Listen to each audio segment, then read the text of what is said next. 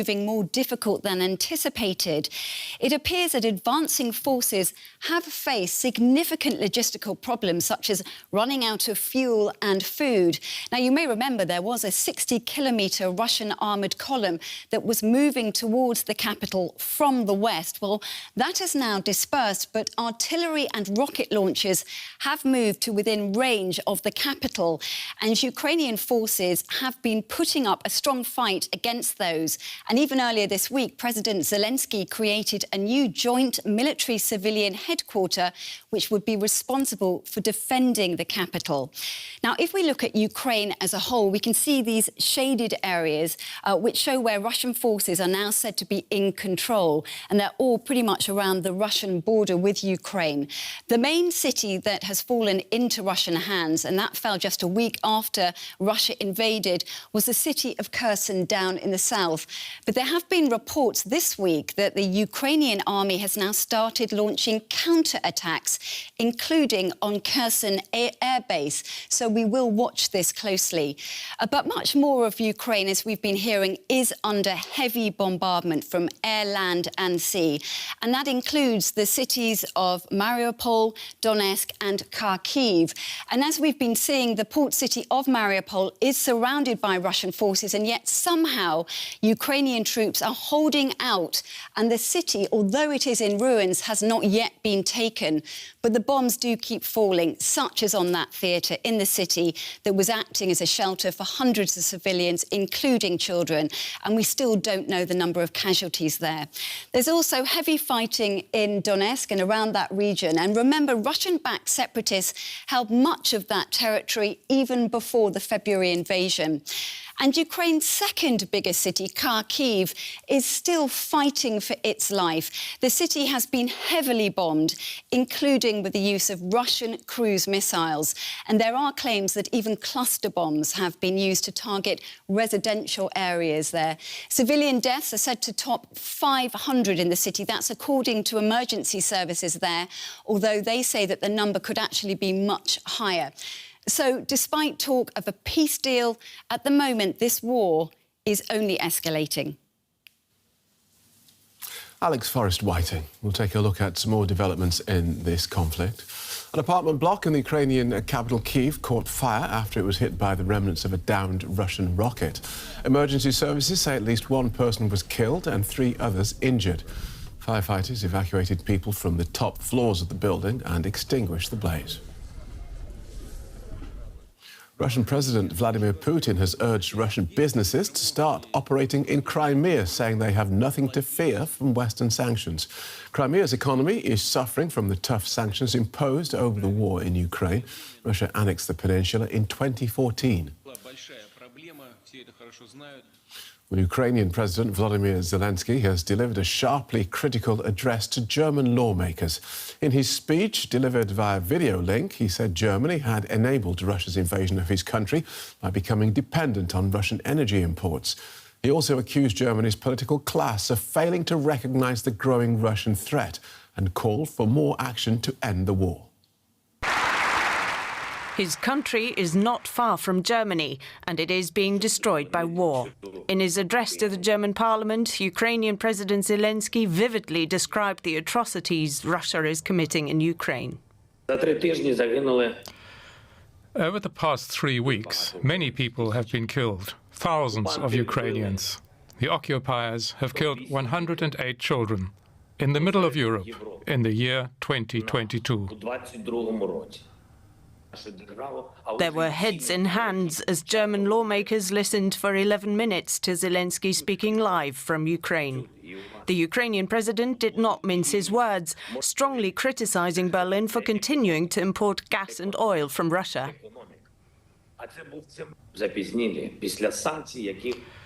Some measures were taken too late. These sanctions have not been enough to stop the war. We've seen just how many connections your companies still have with Russia, with a country that is using you and other countries to finance this war. Over these past 3 weeks of war, we've been fighting for our lives and for our freedom.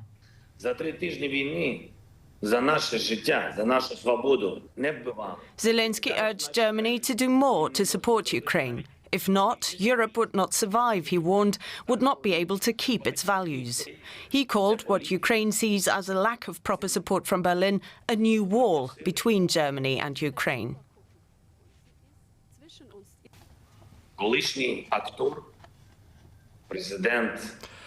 A former comedian, actor, and then President of the United States, Ronald Reagan, once said, "Mr. President, tear down this wall." Let me tell you again, Chancellor Scholz, please break down this wall. Give Germany the role of leadership that you deserve, and your future generations will be proud of you. Please support us, support peace, support each and every Ukrainian. Stop the war.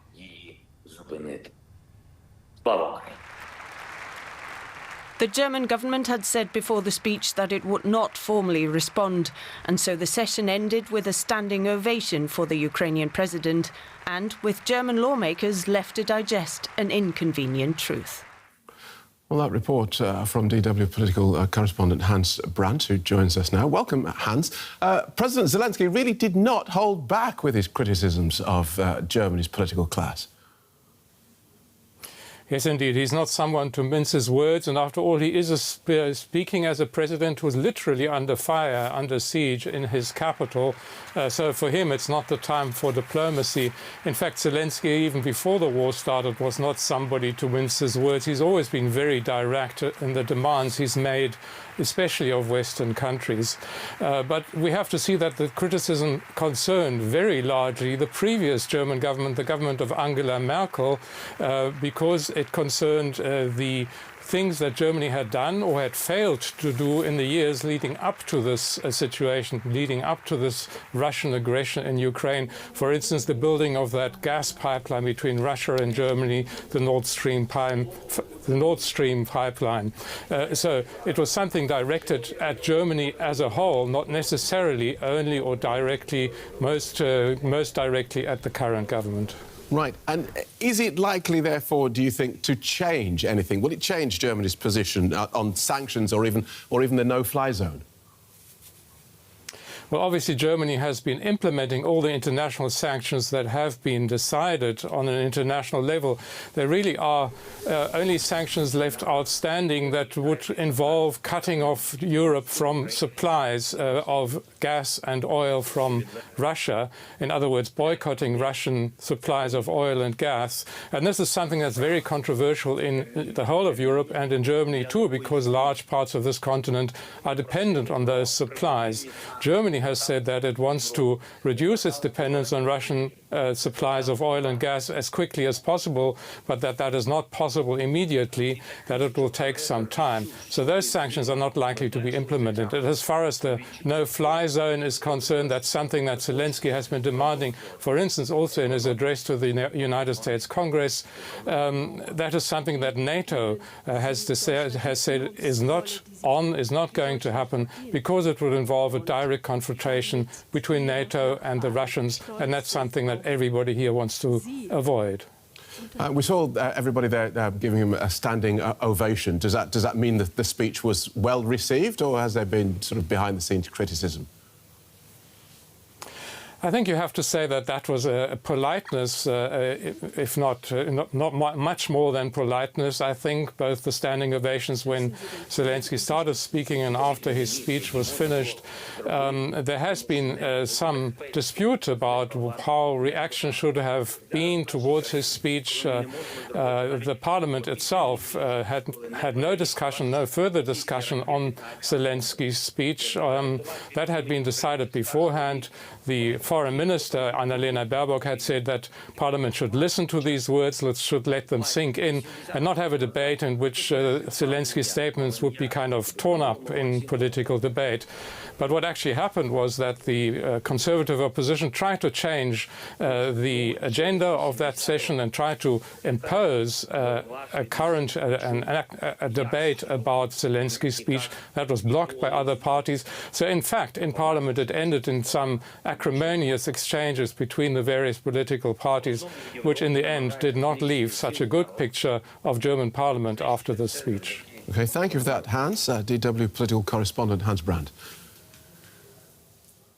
Well, NATO Secretary-General Jens Stoltenberg says the alliance must prevent the conflict in Ukraine from escalating further. He was speaking following talks with the German Chancellor Olaf Scholz in Berlin.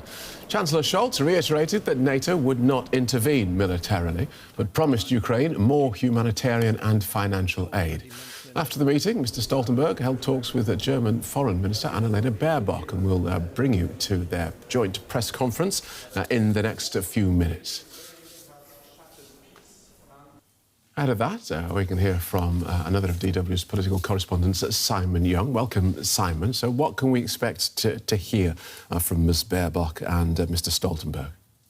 Well, I think Jens Stoltenberg has come to Berlin just to, show how important Germany is as a key NATO country and, of course, a key player in this crisis. We've seen that as well with the address from President Zelenskyy to the Bundestag today.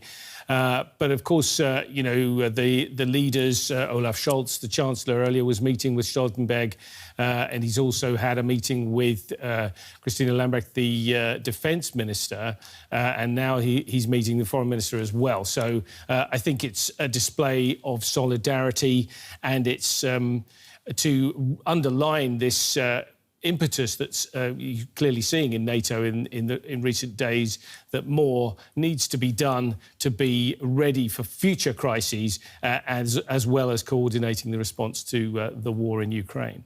And what about Volodymyr Zelenskyy's speech today? So lots of criticism for Germany, and despite all the money and the belated military aid that Germany is providing to Ukraine, there are still all these calls for Berlin to do more. Is more likely to be forthcoming?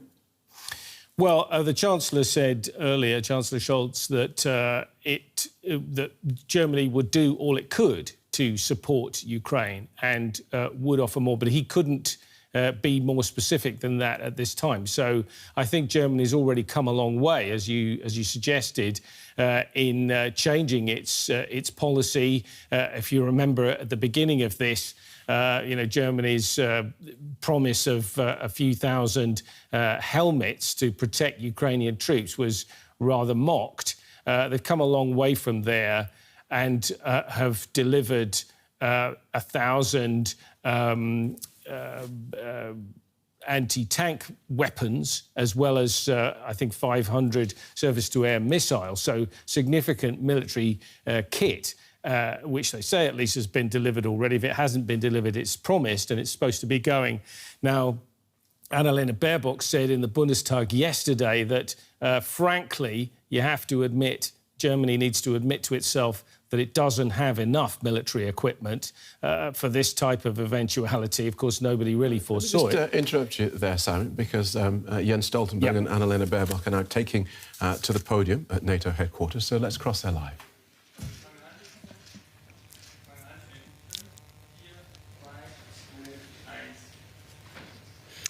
Good evening, ladies and gentlemen, Secretary General Jens. Even if these days are anything but a time to celebrate, let me congratulate you for your birthday yesterday. All the same, we're meeting in times of death and destruction, days of war in our common Europe. And every day we are the witness of atrocious crimes in Putin's war against the people in Ukraine. In Mariupol, we have seen the true atrocities that this war is waged with. What military aim can there be in destroying a maternity clinic? What aim can there be in attacking a theater surrounded by people who were seeking protection with the words children written in big letters? What commander could order the bombing of such a place? For weeks now, we've been hearing more and more reasons for war, more and more threats, more and more excuses. But this approach shows that this attack of aggression is an attack on the liberty of the people in Ukraine. And that makes it a war against our values, a war against our European liberty. And this threat is one that we need to take seriously as an alliance, and we need to ensure that we are prepared. And this is why, as the German government, we decided yesterday, on top of the 100 billion euros that we're going to put on top of what we're already spending on our defense capability, and we are strengthening the eastern borders of the alliance with German armed forces, Bundeswehr soldiers. And this is why, heading for the NATO summit this summer, we will be deliberating intensely about the impact that Russia's attack on Ukraine, which calls into question our entire security order here in Europe, what it must have. Jens, these times of war is a time where we are closing forces in the EU, in NATO, in the G7. We are shoulder to shoulder in lockstep against this attack, and we will stand against this war. However, in joining forces, it's important to apportion costs fairly. Apart from the people who are impacted on by the war, we also have to look at the countries that are particularly impacted on by these people. Moldova only has 2.5 million inhabitants and economically is incredibly fragile. But all the same, we are seeing that there is an incredible solidarity that the people of Moldova are showing with their neighbors. When I was visiting there last week, I met the Moldova government and offered them our support. 2,500 refugees who are in Moldova will be brought to Germany. That's just a first step. And I'm glad that other partners have made similar commitments to help. One thing is clear for all of us, though. This can only be a start based on how many million people have already fled their homes and will set out on the route soon.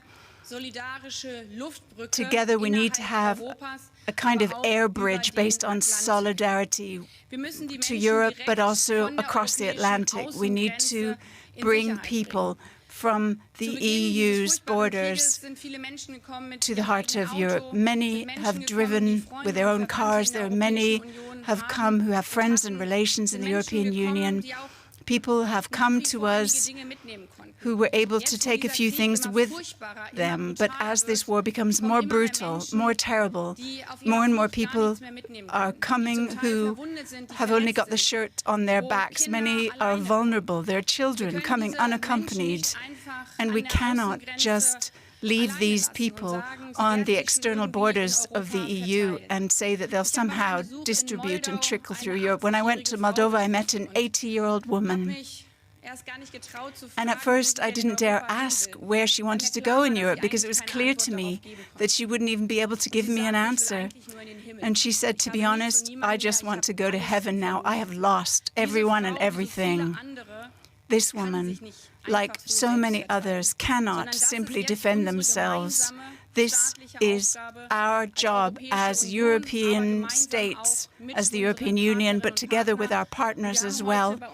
And today, in our G7 virtual foreign ministers meeting, we agreed once again that looking at the distribution of the people who have fled their homes, we need to not just work closely together within the European Union, but also within the framework of the G7 countries. And I know that all of our partners in NATO, apart from thinking about security and military cooperation, also want to join forces to tackle this humanitarian tragedy that is unfolding in the weeks and months to come. And in the G7 Foreign Ministers Summit today, we agreed that we want to have a support group for Moldova. And with this flexible international support platform, we want want to stand with Moldova and support them in this current crisis, but also beyond it. And this is why the first step is going to be to have a support conference for Moldova involving all of the relevant stakeholders and strengthening the resilience of the country in the face of this war. It is my firm conviction that in this very dark hour, we must allow the light of humanitarian efforts to shine. That is the job facing us now, and we will tackle it together with everything we've got. So once again, thank you very much, dear Secretary General, that you've come to visit us here in Berlin today. Minister Baerbock, dear Annalena, thank you so much for your warm welcome and for your kind words. It's great to be back in Berlin and to meet with you, and also many thanks for your strong personal commitment to our transatlantic alliance. Germany's leadership and Germany's leading role in our alliance is of key importance for all of us at this turning point of European security. President Putin's war in Ukraine is killing innocent civilians and causing massive destruction every day, forcing millions to flee their country and undermining the international rules-based order we all believe in. NATO's response has been swift and decisive. We continue to provide strong support to the courageous Ukrainian people and armed forces, and Germany is playing a key role with military supplies, financial and humanitarian aid, and also by hosting more and more refugees. Allies have imposed unprecedented costs on Russia, and our sanctions are hurting Putin's ability to wage war. Germany's efforts here are critical too, including through the European Union. We enforced NATO's deterrence and defence. Germany has stepped up, including with more troops in Lithuania and jets in Romania. We also work together to manage the risk of further escalation, because we have a responsibility to ensure that this conflict does not escalate beyond Ukraine. That would be even more devastating and more dangerous. We are facing a new reality, so we must also reset our deterrence and defence for the longer term. And we have already started addressing this in NATO.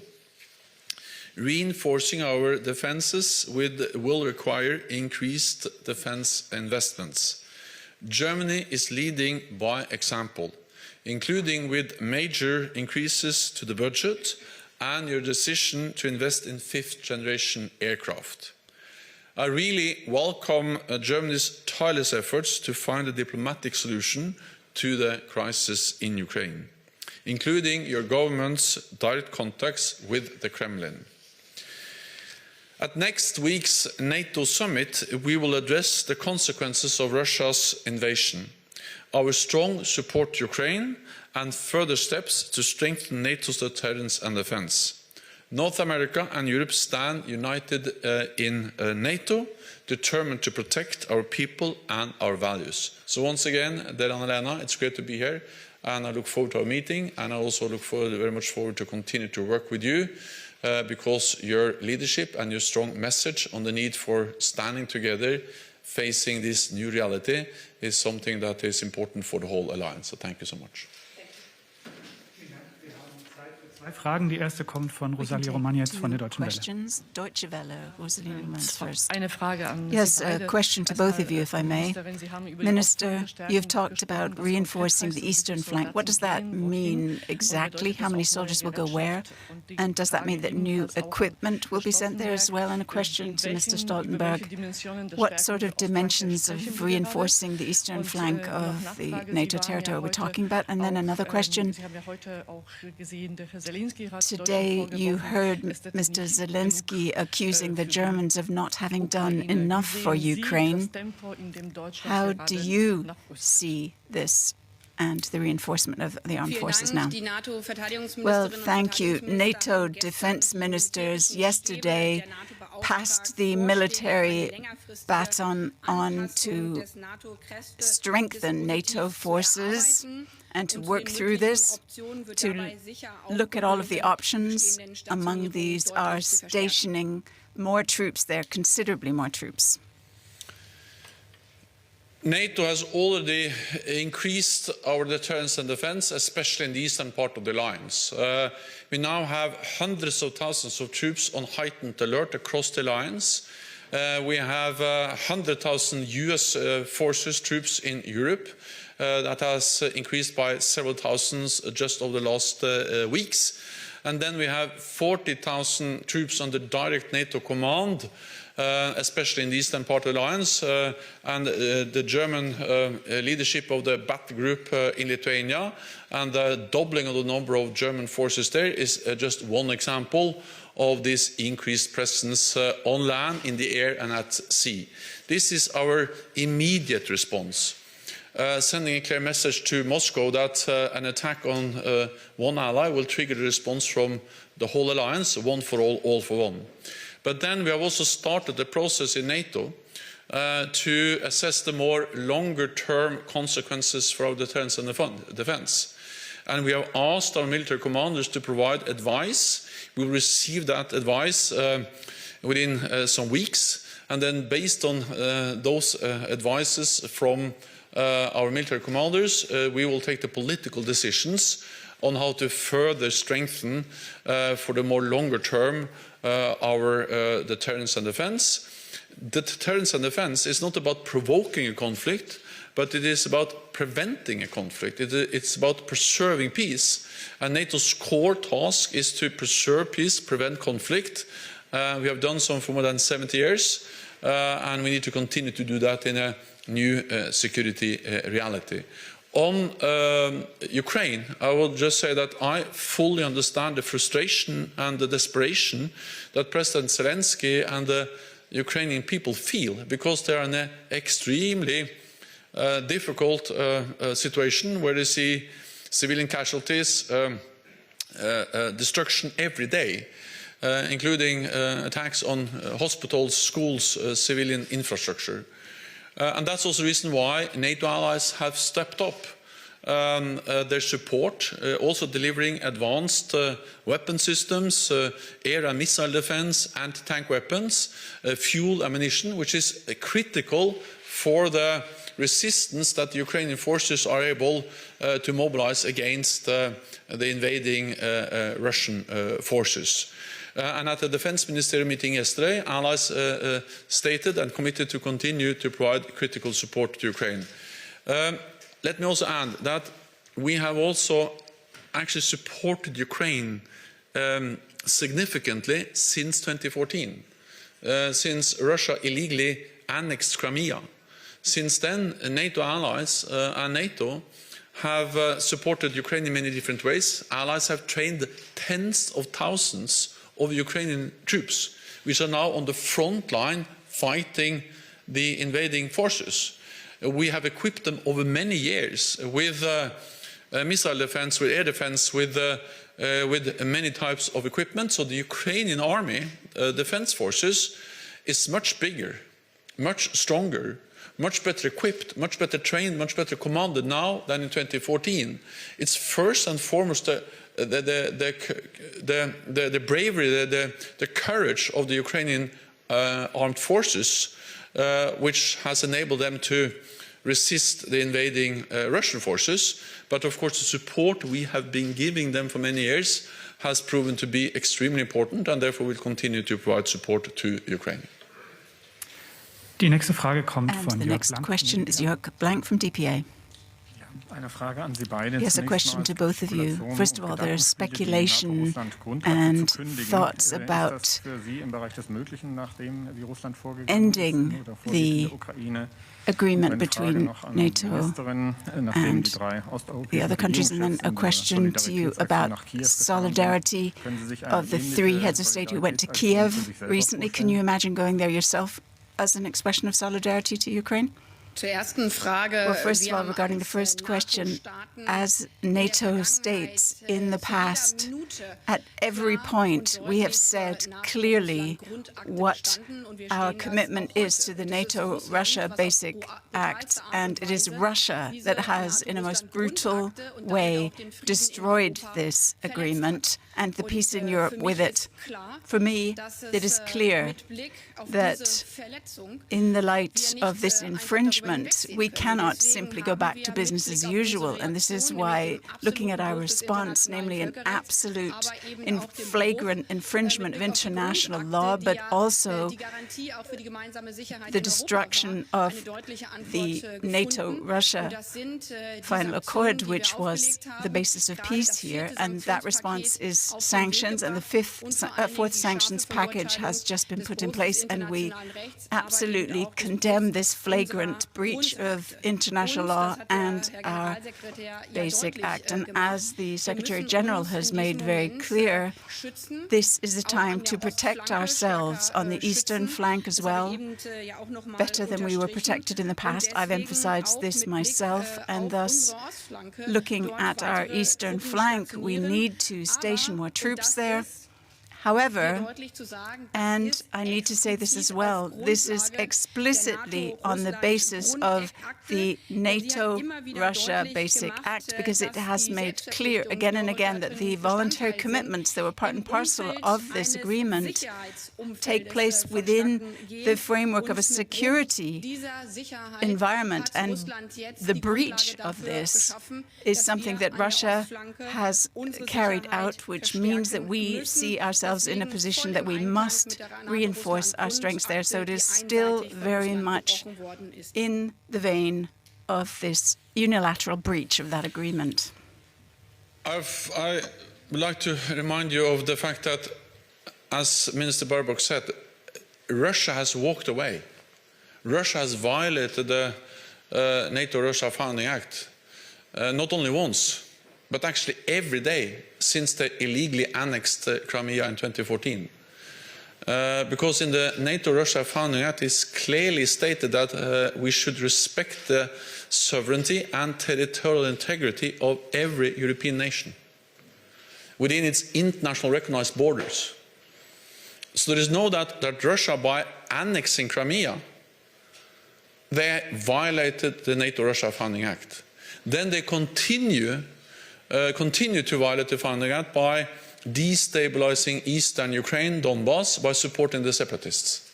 And now they have launched a full-fledged invasion of Ukraine, killing thousands of people, bombing cities, and waging a full-fledged war on Ukraine. This is a blatant violation of the core principles of the NATO-Russia Founding Act. So Russia has walked away. We will do what is necessary to protect and defend all allies, and we do so to ensure that there is no room for miscalculation or misunderstanding in Moscow about our ability to stand by our commitments, and we do so to prevent escalation. Prevent that the war in Ukraine, which is dangerous, devastating and deadly, becomes even more devastating and deadly and dangerous by becoming a full-fledged war between NATO and Russia. And to prevent any miscalculation in Moscow about our ability to and commitment to defend all allies, we have increased the presence in the eastern part of the alliance. So that was Jens Stoltenberg, NATO Secretary General, and Annalena Baerbock, Germany's Foreign Secretary, beg your pardon, Germany's Foreign Minister. They're at a joint press conference in Berlin. Watching that with me here in the studio is DW political correspondent Simon Young. Welcome back, Simon. Did you hear anything new there? Well, I think the main messages were ones that we already know, that the response from NATO is to strengthen its eastern flank, as they are calling it. In other words, what they've been doing over recent months, really, putting more boots on the ground in NATO's Eastern European members, in the Baltic states, in Poland, in Romania.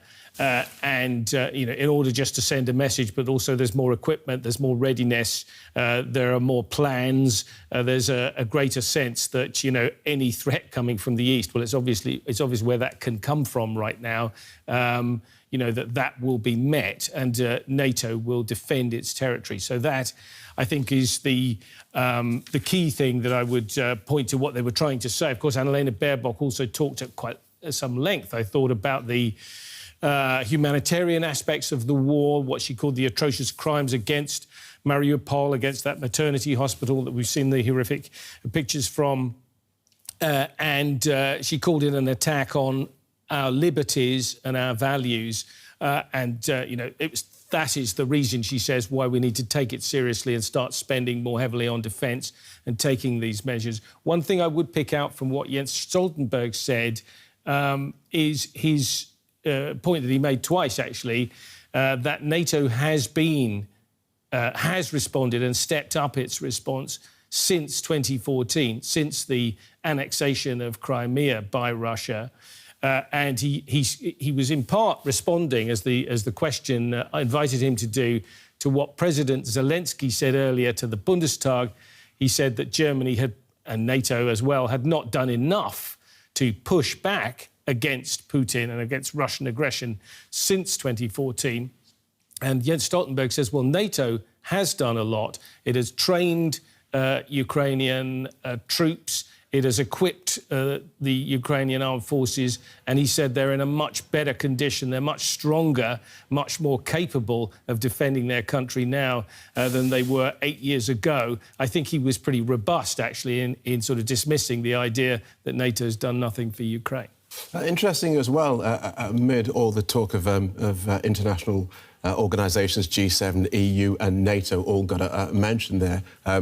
The smaller countries who are not party to any of those, like Moldova, get a mention, quite a detailed mention from Annalena Baerbock. Well, that's right. And she was recently, as she said, on a visit that included Moldova and was seeing how that country, which is a small and impoverished country, sandwiched really between the EU and Ukraine and this conflict, with indeed a separatist region of its own, which is being instrumentalised by Russia. So a very difficult situation for the political leadership there. And they've got an influx of refugees now. As she mentioned, Germany will be taking, I think she said, 2,500 refugees from there, and so trying to alleviate the difficulty for them.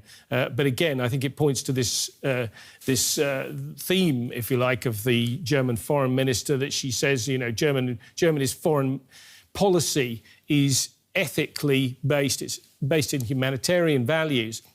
And I think the way she described, her encounters with refugees there, with an old woman who said, "Where can I go? Where have I got to go?" I mean, it's a personal story. In fact, she told that story in the Bundestag just yesterday. But I think it shows a sort of commitment and an involvement at the detailed level and the human level. And a very brief word on a question that wasn't answered. Can you imagine going to Ukraine as those European prime ministers did yesterday? And as far as I could tell, neither the Secretary-General nor the foreign minister answered that.